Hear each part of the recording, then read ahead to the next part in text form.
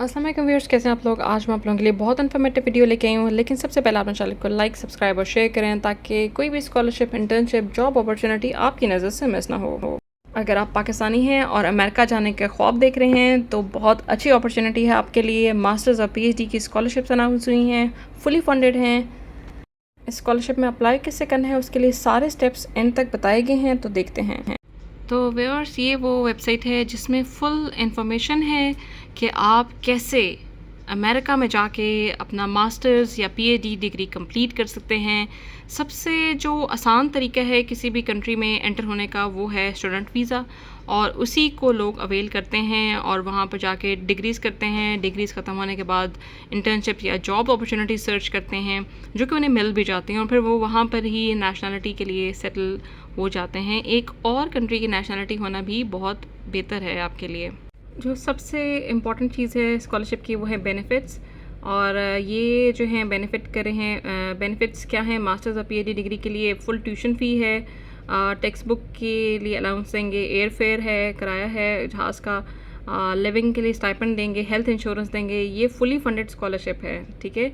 और अमेरिका के लिए लोग ख्वाब देखते हैं कि हम वहाँ से किसी तरह डिग्रीज़ कर लें, वहाँ पर कहीं सेटलमेंट हो सके। तो ये बहुत अच्छी अपॉर्चुनिटी है, और ये है भी सिर्फ पाकिस्तानी स्टूडेंट्स के लिए। तो मैं पाकिस्तानी स्टूडेंट से उन्हें रिक्वेस्ट ही कर सकती हूँ कि आप जागें। अगर आपने बैचलर्स कर लिया है तो आप मास्टर्स प्रोग्राम के लिए अप्लाई कर सकते हैं, और अगर आपने मास्टर्स कर लिया है तो आप पीएचडी प्रोग्राम के लिए अप्लाई कर सकते हैं, या अगर आपने मास्टर्स एमएस या एमफिल कुछ भी कर लिया है तो आप पीएचडी प्रोग्राम के लिए अप्लाई कर सकते हैं। फुली फंडेड स्कॉलरशिप है, तो इसमें अप्लाई ज़रूर करें। और जो पाकिस्तानी जो फुल ब्राइट स्कॉलरशिप को अवेल करेंगे वो यूएस की, पूरे यूएस में जितनी भी यूनिवर्सिटीज़ हैं उसमें वो किसी में भी अप्लाई कर सकते हैं पढ़ने के लिए। पाकिस्तानी सिटीजन्स एलिजिबिलिटी क्राइटेरिया देख लेते हैं। पाकिस्तानी सिटीजन्स चाहिए, ठीक है।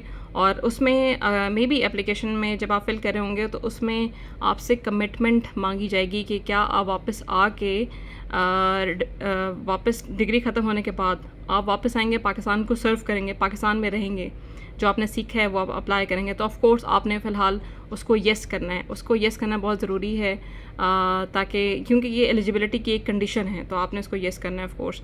जितने भी डिसिप्लिन्स हैं, यानी कि जितने भी लोगों ने बैचलर्स या मास्टर्स कर लिया है वो सब अप्लाई कर सकते हैं। सिर्फ जो क्लिनिकल मेडिसिन से रिलेटेड हैं डिसिप्लिन्स वो लोग अप्लाई नहीं कर सकते। बाकी एनर्जी, वाटर, एग्रीकल्चर, हेल्थ में, एजुकेशन, एनवायरनमेंट, क्लाइमेट चेंज, ये सारे अप्लाई कर सकते हैं।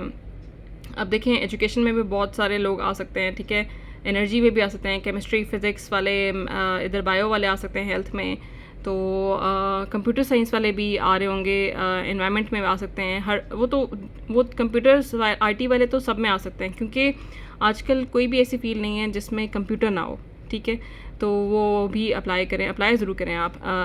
एलिजिबल जो मास्टर एप्लीकेंट हैं उनका 4 ईयर का बैचलर्स डिग्री होना चाहिए, या फिर बैचलर्स या मास्टर्स का कॉम्बिनेशन होना चाहिए। और जो पीएचडी एप्लीकेंट्स हैं उनके पास या तो मास्टर्स की डिग्री हो या फिर एमफिल की हो, ठीक है। 18 ईयर्स की एजुकेशन होना ज़रूरी है। जीआरई रिक्वायर्ड है इस फुल ब्राइट के लिए, उसके लिए बहुत सारे लोग अप्लाई करते हैं, जो कि अच्छी बात है। तो उसकी बुक्स मिल जाती हैं, उसमें कोई प्रॉब्लम नहीं है, एक टेस्ट ही देना है। जीआरई की बुक्स सेकेंड हैंड भी मिल जाती हैं, वो आप देख लें। और जो शॉर्ट लिस्टेड कैंडिडेट्स होंगे उनको इंग्लिश लैंग्वेज का एक टेस्ट भी देना पड़ेगा। ये टेस्ट इस लिहाज से बहुत अच्छे होते हैं, इसमें ज़रूर अप्लाई कर लें। आपने सिर्फ टेस्ट को दे के भाग नहीं जाना होता, डरना नहीं होता। टेस्ट देने से आपको ये पता चलता है कि आप कहाँ स्टैंड करें। बहुत सारे लोग कम्पीट करते हैं एक टेस्ट के लिए, और बहुत सारे लोगों को ये मिल जाती है, वो लकी होते हैं जिनको स्कॉलरशिप्स मिल जाती हैं। तो अप्लाई ज़रूर करना है। अप्लाई किए बगैर आप नहीं कह सकते कि मैंने अप्लाई नहीं किया क्योंकि टेस्ट था उसमें लैंग्वेज का, तो वो सारी उम्र के लिए आपको एक रिग्रेट रहता है। तो ऐसा ना करें, आप अप्लाई ज़रूर करें। बुक्स मिल जाती हैं, उसमें फॉर्मेट सारा अवेलेबल होता है। और अब इसका मेन वेबसाइट पे चलते हैं। ये तो फ्लायर था। अच्छा, अच्छी बात यह है कि बाकी जो स्कॉलरशिप अक्सर निकलती हैं उसमें डिफरेंट कंट्रीज़ के लोग अप्लाई करे होते हैं, लेकिन ये जो फुल ब्राइट स्कॉलरशिप है मास्टर्स, एमएस या पीएचडी प्रोग्राम के लिए, ये सिर्फ पाकिस्तानियों के लिए भी अनाउंस हुई है, तो 2025 के लिए। तो इसमें आप ज़रूर अप्लाई करें और अपनी लक ट्राई करें। अच्छा, इसकी जो डेडलाइन है वो फरवरी 28, 2024 है, लेकिन आपने लास्ट डेट का वेट नहीं करना, क्योंकि जैसे स्कॉलरशिप्स का कोटा होता है, जैसे ही वो लोग ज़्यादा अप्लाई करना शुरू करते हैं तो वो फिर पोर्टल बंद कर देते हैं। सो आप फ्लायर हमने देख लिया है, लास्ट डेट February 28 है 2024। तो इंपॉर्टेंट क्वेश्चंस के लिए आप यहाँ पर क्लिक कर सकते हैं। ये वही लिखा है कि मास्टर्स के लिए आपकी 16 ईयर्स की एजुकेशन होना ज़रूरी है, और PhD के लिए आपके पास 18 ईयर्स की एजुकेशन होना ज़रूरी है, और GRE भी रिक्वायर्ड है। और ये आप सारी डिटेल पढ़ लें, ठीक है। हाँ, वो भी, ये बॉन्ड की बात भी हमने पढ़ ली है कि ये HEC के साथ आपका एक बॉन्ड होगा कि आप पाकिस्तान आके सर्व करेंगे डिग्री प्रोग्राम के लिए। अच्छा, लोग इसको फ़िलहाल येस ज़रूर आपने करना है, क्योंकि ये एक इसके बगैर आपकी एप्लीकेशन फ़िल नहीं होगी, कंसिडर नहीं की जा सकती। आपने इसको फ़िल ज़रूर करना है। अच्छा, बहुत सारे लोग फिर ऐसा करते हैं जब उनकी डिग्रीज कंप्लीट हो जाती हैं और अगर उन्हें आगे फर्दर जॉब अपॉर्चुनिटीज़ मिल जाती हैं और वो वापस नहीं आना चाहते तो वो HEC को पे कर देते हैं। Simple is that. वो थोड़ी सी अमाउंट होती है, वो आप पे कर दें तो आप इस बॉन्ड से जो है ना आज़ाद हो जाते हैं। तो इसमें कोई इतना मसला नहीं है। और फिर ये भी देख लें, हर साल नवंबर में ये एप्लीकेशंस ओपन होती हैं। तो जो लोग जिनके अभी डिग्री प्रोग्राम्स कंप्लीट नहीं हुए लेकिन वो स्कॉलरशिप को सुन रहे हैं, तो वो ये सोच लें कि नेक्स्ट नवंबर में अगर उनकी डिग्री कंप्लीट हो सकती है तो वो भी ज़रूर इस अमेरिका के इस प्लान को, स्कॉलरशिप को ज़हन में रखें। और एलिजिबिलिटी क्राइटेरिया ये लिखा है कि पाकिस्तानी सिटीजन्स होने चाहिए, ठीक है। और आपने बॉन्ड भरना है कि आप वापस आएंगे, और ये तो सिंपल सी कंडीशन है, इसमें तो कोई मसला नहीं है। और इन एलिजिबिलिटी क्राइटेरिया लिखा है कि अगर डुअल नेशनलिटी है तो उसमें वो लोग अप्लाई नहीं कर सकते। हाउ टू अप्लाई करने के लिए भी सिंपल सा है। एक एप्लीकेशन फॉर्म है, 3 रेफरेंस लेटर्स आपको चाहिए, GRE का स्कोर चाहिए और स्कैन्ड ट्रांसक्रिप्ट्स चाहिए आपके, ठीक है। और जो आपके फॉर एग्ज़ाम्पल बैचलर्स के, मास्टर्स के या MS के जो भी डॉक्यूमेंट्स हैं वो HEC अटेस्टेड होने चाहिए, ठीक है। ये उन्होंने कहा प्रेफरेबल वैसे भी हो सकता है, लेकिन अब बेहतर है कि आपने HEC से अटेस्ट करवा के अपने पास डॉक्यूमेंट्स रखें, क्योंकि HEC से जब तक आप अपने डॉक्यूमेंट्स नहीं अटेस्ट कराएंगे तब तक वो वेरीफाई नहीं होते, ठीक है। और अब हम देख लेते हैं इनके लेटर ऑफ रेफरेंस, ठीक है। इसको अच्छा, कॉन्फिडेंशियल लेटर ऑफ रेफरेंस जो है ना, इसका उन्होंने फुल पैटर्न बना के दिया हुआ है, ठीक है। आपने यहाँ पर अपना नेम ऑफ़ एप्लीकेंट लिखना है, कंट्री होगा, नेम ऑफ़ रेफरी का नाम जिस टीचर से आप करवा रहे हैं उसका लिखें, टाइटल लिखें, डॉक्टर है और उसका नाम लिखें, टाइटल डॉक्टर है, असिस्टेंट है, एसोसिएट है, फुल प्रोफेसर है, इंस्टीट्यूट का नाम लिखें जहाँ पर वो पढ़ा रहे हैं। और फिर असल में बेसिकली ये वही फिल करेंगे आपके टीचर, लेकिन बेहतर है कि जिस टीचर को आप भेज रहे हैं तो उसका नाम, कंट्री ये आप फिल कर दें 3-4 लाइंस, ठीक है। फिर आगे से वो खुद ही फिल करेंगे कि वो आपको कब से जानते हैं और वो कैसे आपको जानते हैं, ठीक है। रिसर्च एडवाइज़र थे, क्या थे, आपके सुपरवाइज़र थे, अदर थे, आप बता सकते हैं इसमें। फिर वो फिल करेंगे कि उन्होंने आपके लिए एक्सीलेंट फिल करना है, वेरी गुड फिल करना है, एवरेज फिल करना है या बिलो एवरेज फिल करना है। तो आपने किसी ऐसे टीचर को देना है ये फॉर्म जो आपके लिए एक्सीलेंट या वेरी गुड ही फिल करे, ठीक। पहली मैं तो ये कहूँगी कि एक ऐसे टीचर को दें जो कि आपके लिए एक्सीलेंट फिल करे। तो ये आपने ज़हन में रखना है। आप उनसे रिक्वेस्ट भी कर सकते हैं, ठीक है। तो ये हो गया, ये सिंपल सा फॉर्म है, और फिर वो अपना साइन कर देंगे और एवेलुएशन आपकी देंगे कि आपकी पास्ट परफॉर्मेंस कैसे थी। तो ये दो जो है ना, लेटर ऑफ रेफरेंस आपको 3 चाहिए, और ये आपने किसी ऐसे से कराना है जो आपके लिए पॉजिटिव लिख सके, ये ज़हन में रखें। अच्छा, ये फिर फ्रीक्वेंटली आस्क्ड जो क्वेश्चंस हैं तो इस पर मैंने क्लिक किया है, तो ये इस पर सारी कुछ इन्फॉर्मेशन है, ये ज़रूर पढ़ें। फुल ट्यूशन फ़ी है, टेक्स्ट बुक है, एयरफेयर है, लिविंग स्टाइपेंड देंगे, हेल्थ इंश्योरेंस है, वीज़ा फ़ी देंगे और कंप्यूटर और सेटिंग अलाउंस भी देंगे, ठीक है। यानी कि फुली फंडेड स्कॉलरशिप है, तो इसको ज़रूर आप अवेल करें, ठीक है। और बहुत सारे और क्वेश्चंस भी ये लिखे हुए हैं। MBA वाले जो अप्लाई करना चाहते हैं MBA के लिए वो भी कर सकते हैं। अच्छा, किसी ने लिखा हुआ है, सवाल एक पूछा हुआ है कि अगर उनके पास MBBS डिग्री है तो क्या वो अप्लाई कर सकते हैं। तो उन्होंने लिखा हुआ है हाँ जी कर सकते हैं, लेकिन क्लिनिकल मेडिसिन में नहीं, किसी और स्पेशलाइजेशन में, लाइक पब्लिक हेल्थ। तो नाम मुख्तलिफ हो सकता है, चीज़ें तो वही रहती हैं, नाम मुख्तलिफ हो सकता है, पब्लिक हेल्थ में वही आ जाता है।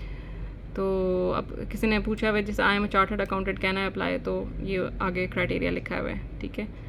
और अगर किसी ने global undergraduate semester exchange programme में UGRAD में अप्लाई किया है तो क्या वो अप्लाई कर सकते हैं, तो उन्होंने येस लिखा हुआ है। तो ये सारे क्वेश्चन बहुत अच्छे हैं। इसके लिए क्या कोई वर्क एक्सपीरियंस चाहिए, नहीं कोई वर्क एक्सपीरियंस नहीं चाहिए।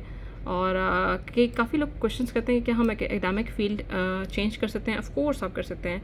बाहर की कंट्रीज़ में ऐसा नहीं होता कि आपने बॉटनी पढ़ी है तो आप बॉटनी लेके चलते रहें, ऐसा नहीं है। वहाँ पर आर्ट्स वाले आगे जाके साइंस में पढ़ रहे होते हैं, आईटी में पढ़ रहे होते हैं, तो वो मैटर नहीं करता बाहर की दुनिया में, जो कि एक अच्छी चीज़ है। आपका जिस वक्त आपको लगे जैसे अब आईटी की दुनिया आर्टिफिशियल इंटेलिजेंस है, तो ज़रूर गो फॉर दैट अगर आपको अपॉर्चुनिटी मिलती है तो।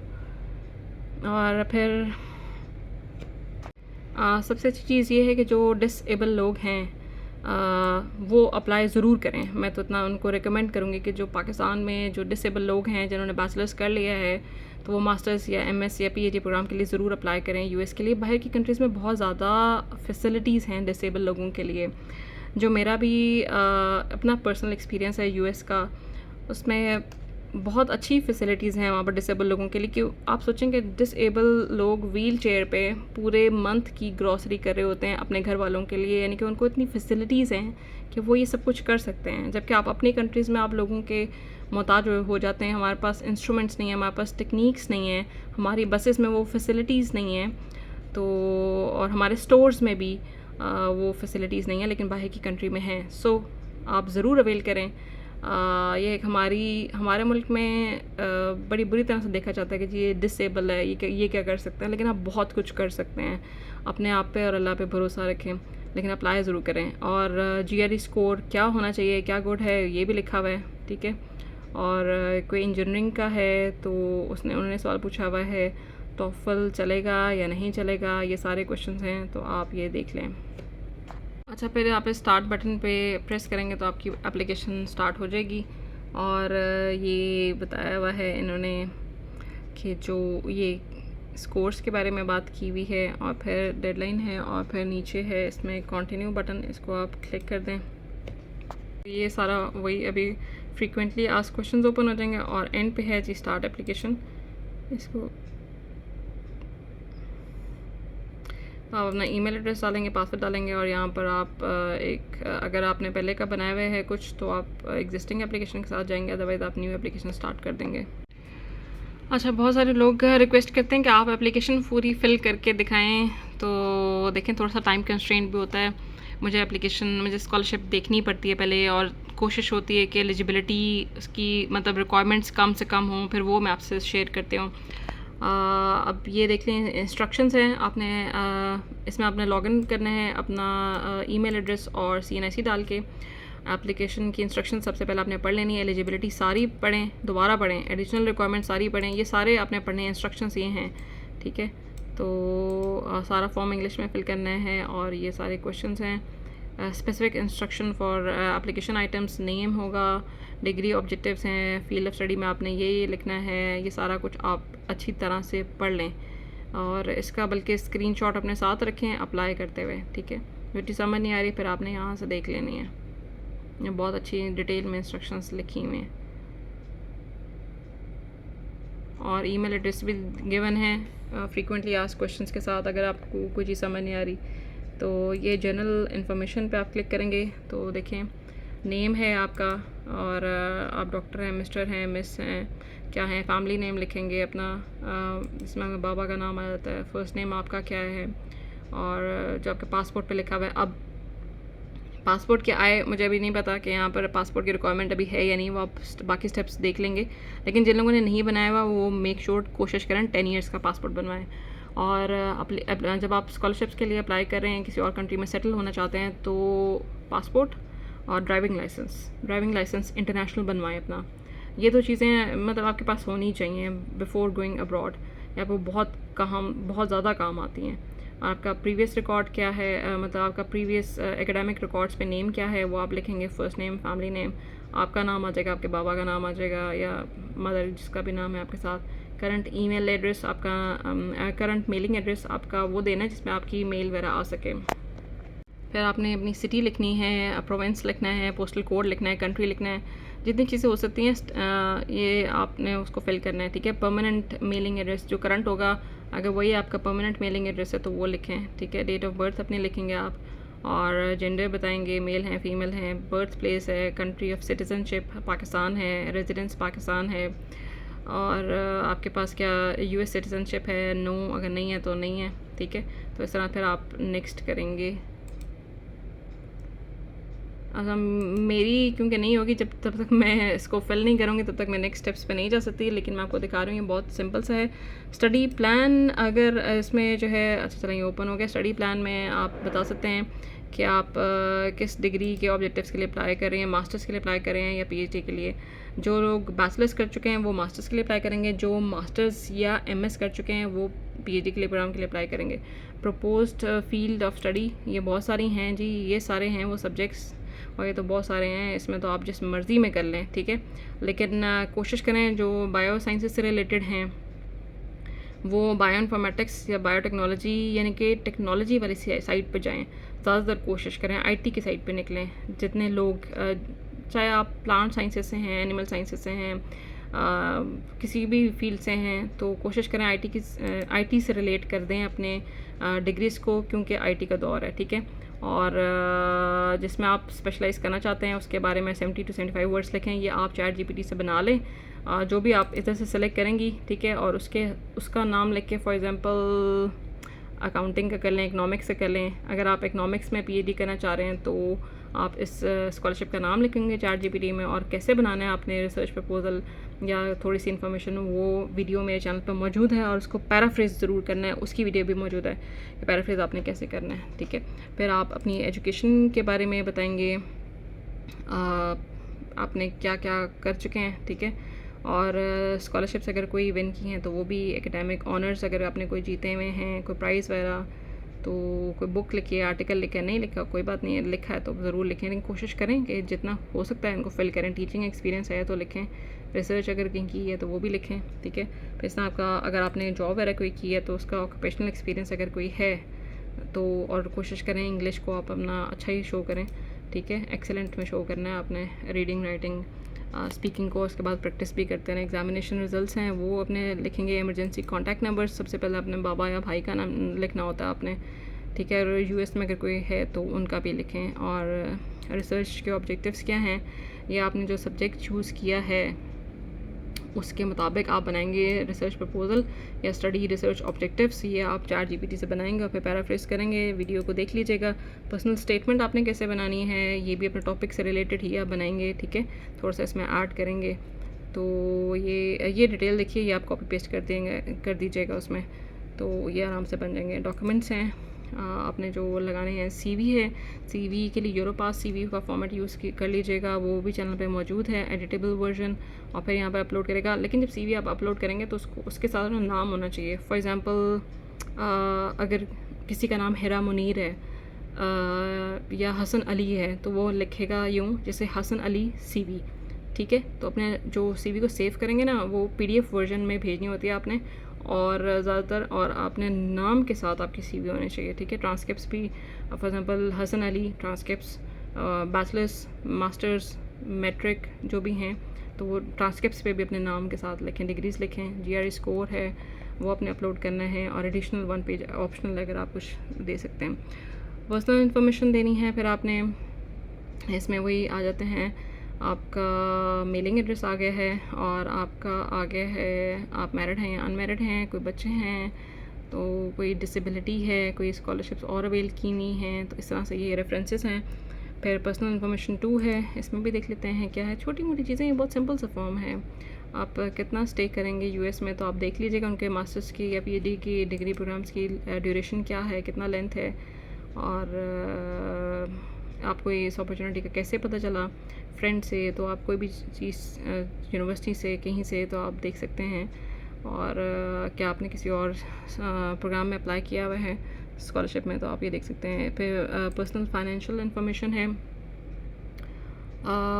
ये ऑप्शनल है, इसमें लिखा हुआ है, ठीक है। लेकिन जो चीज़ आप फिल कर सकते हैं ना, जो भी ब्लैंक है, जिसकी चीज़ की आपको समझ आ रही है, आप उसको फिल ज़रूर कर दें, बेशक वो ऑप्शनल भी क्यों ना हो। अच्छा, funds available for your year of study in the US, please skip this section is not available, ठीक है। तो ये आप देख लीजिएगा। और आपको कोई भी चीज़ अगर आपको समझ नहीं आती ना कि आपने फिल करनी नहीं करनी, तो आप उन्हें ईमेल करके पूछ सकते हैं। अच्छी चीज़ ये है। यूनिवर्सिटी प्रेफरेंस कैसे देनी है, ये भी ऑप्शनल लिखा हुआ है, ठीक है।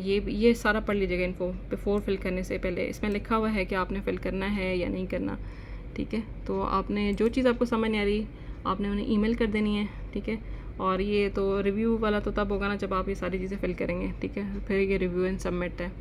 तो अभी तो मैंने कुछ फ़िल ही नहीं किया तो मैं आप लोगों के लिए बना दी है। तो ये जब आप ये कंप्लीट जब फुल हो जाएगी तो 100% हो जाएगी, ठीक है। और फिर वो आपका जो सबमिट बटन है ये चल पड़ेगा। तो बहुत सिंपल सा फॉर्म है। पाकिस्तानी स्टूडेंट्स के लिए जिन्होंने बैचलर्स मास्टर्स एमएस कर लिया है उनके लिए बहुत अच्छी अपॉर्चुनिटी है कि कि वो यूएस की इस फुली फंडेड स्कॉलरशिप को अवेल करें और अपनी लाइफ को बदल लें। मुल्क के जो हालात हैं वो आपके सामने ही हैं, तो जब तक आप अप्लाई नहीं करेंगे तब तक आपकी लाइफ बदलेगी नहीं। तो हमें बहुत ज़्यादा याद रखें। अल्लाह हम सबको सानिया बांटने की तौफीक अता फरमाए। अल्लाह हाफ़िज़।